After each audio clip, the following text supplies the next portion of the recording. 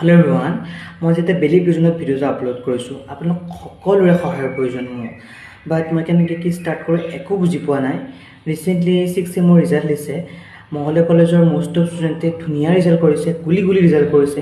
Most of ডিপাৰ্টমেণ্টে rank hold কৰিছে।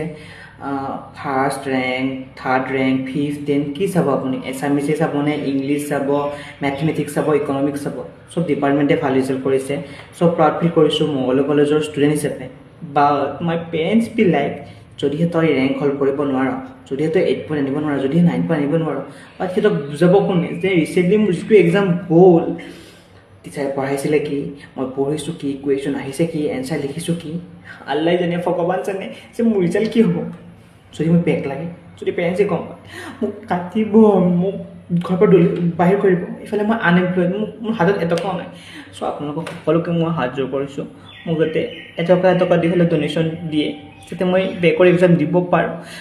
19-20 years হ'ল, পঢ়োঁতে শেষত BA নামত যিহে চলাইছে, এইফালে ইণ্টাৰ্ণশ্বিপ, 7খন paper, AC, VAC, SSC, my God, first, second, third sem কিবাকৈ গ'ল ভগৱানৰ নামত, আল্লাৰ নামত। চ' 4th চেমটো কেনেকৈ যায় গম নাপাওঁ। চ' আপোনালোকক মই হাত জোৰ কৰিছোঁ যাতে আপোনালোকে মোক ডনেশ্যনটো দিয়ে আৰু